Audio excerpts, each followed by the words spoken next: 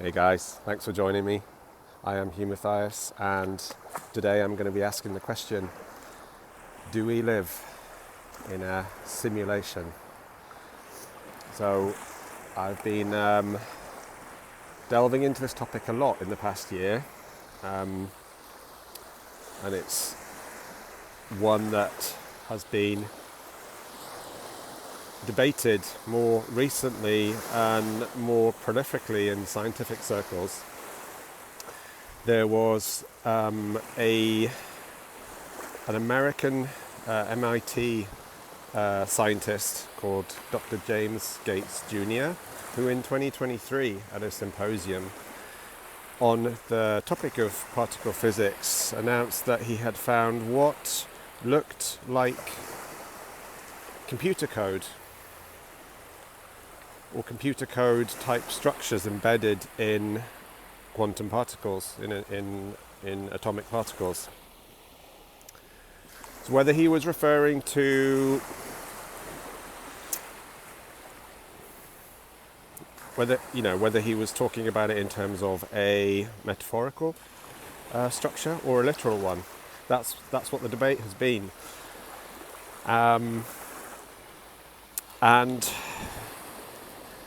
this idea that the universe is actually a holographic simulation is a really fascinating one, and it raises some big questions.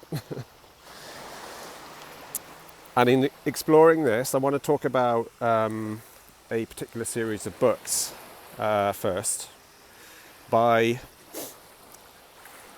an author called Michael Newton. He wrote a series of books called The Journey of Souls, The Destiny of Souls, and there was another one. Name escapes me right now, but there were two main books that he wrote, and basically they were all about his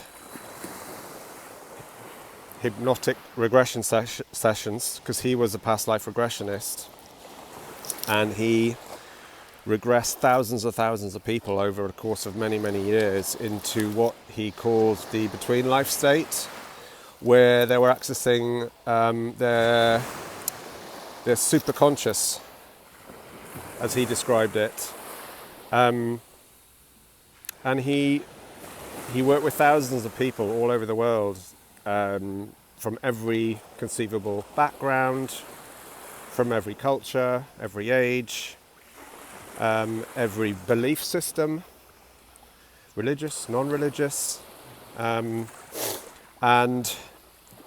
across all these sessions he noticed a pattern. When his regressees, his regression subjects, went into their experience, when he guided them into describing their past lives and the between life state, what they were describing was remarkable in its consistency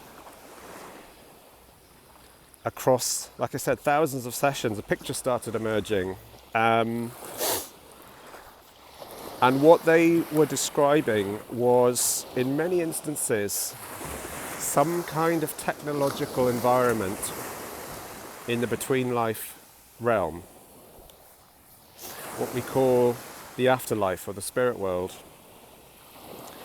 They were describing, like I said, technological structures and processes, such as when they were describing how they were preparing for their next incarnation as a human being, that they were in a process of almost programming, choosing their timelines, and choosing the format of the life that they were going to incarnate into. It's almost like, well, it sounded to me as if they were designing a simulation, a computer game, with all the different factors coded in. So I didn't really think too much of it at the time, because this was quite some years ago, maybe about 10, 15 years ago I read the books for the first time. But I did think it unusual that they were describing these kind of structures and places in the afterlife. And then further along the line, I've delved into material like the Holographic Universe, and more recently, David Icke has gone very, very deeply into these topics in his books. Most notably, The Trap, the Dream, and the Reveal. And his perspective is that this reality we experience is most definitely a simulation. It's a holographic simulation, and that the human body is a quantum biological computer. You could liken it to a computer that's used to access the internet. I did actually talk about this a lot in my first video, so if you want to hear me talk a bit more about that in detail, go back to my first video.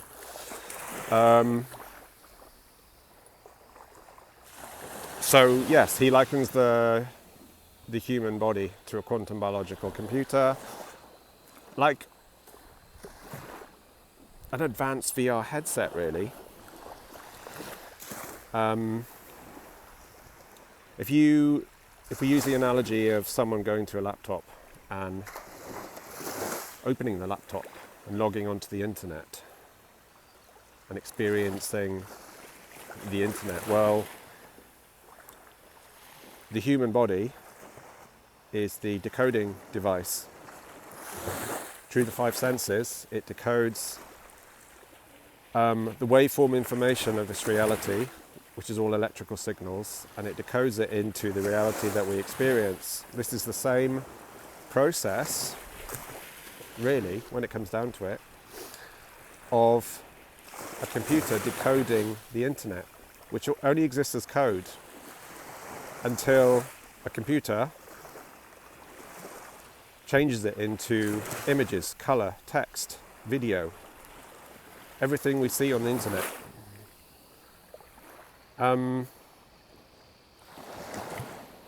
So, yeah, this is a very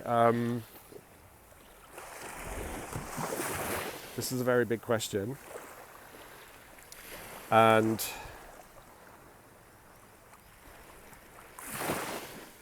when you really think about it, what I've really thought about it, it's just made more and more sense over the past few years. I'm not sure I fully agree with everything, every detail that people like David Icke talk about. I think there's a lot of truth in it. I think it reflects a big part of the truth, but there may be other aspects to the spiritual realms and the afterlife realm as well. But yeah, it is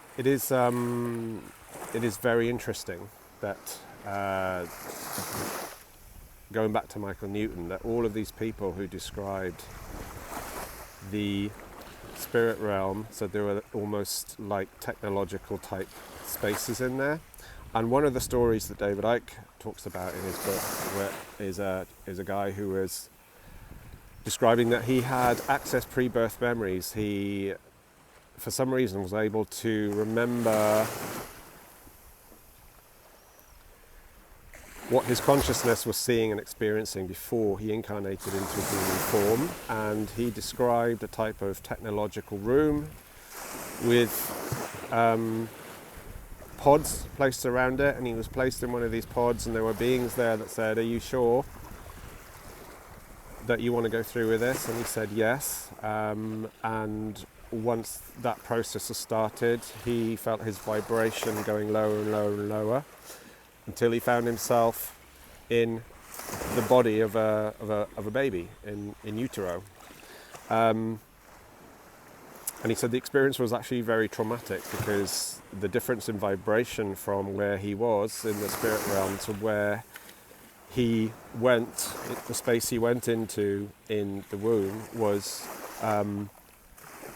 hugely different. It was a very, very dense, heavy frequency, and the first time that he attempted it, he actually backed out.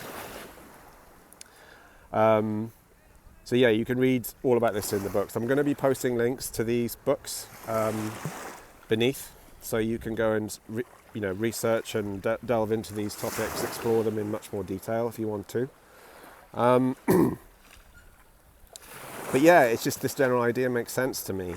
If our consciousness can be compared to a person going to a computer and logging on into a reality, that can, I think, describe the process of putting on a human biological quantum computer VR headset in the womb and then coming into this reality and experiencing it, decoding it through the 5 senses.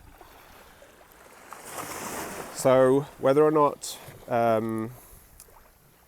Dr. James Gates Jr., the MIT scientist, like I said, literally meant that there is computer code in atomic particles, or whether he was using that as an analogy to describe the structure. One thing is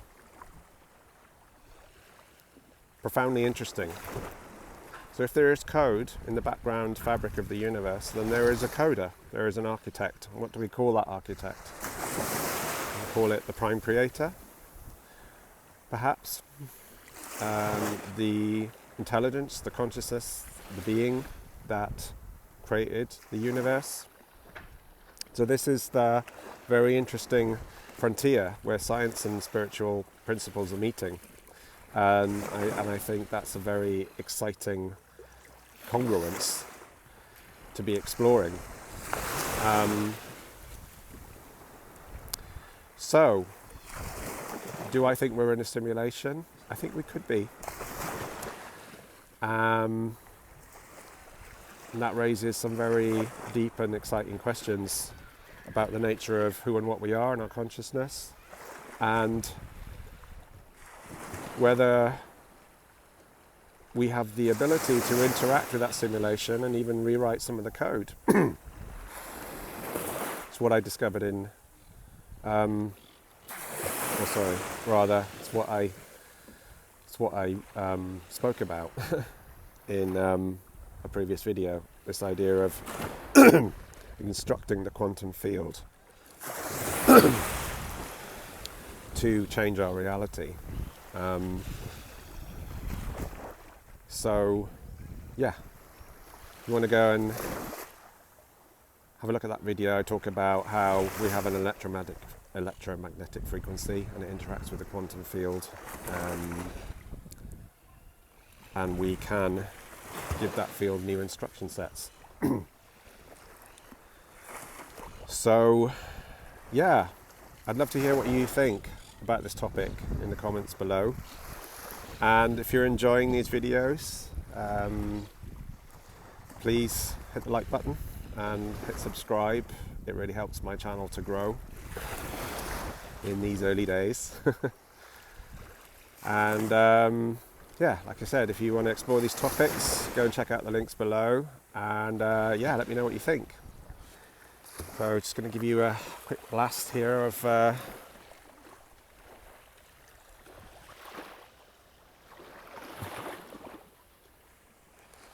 Mediterranean magic. Wishing you all a beautiful day, sending you all lots of love, and I'll see you in the next video.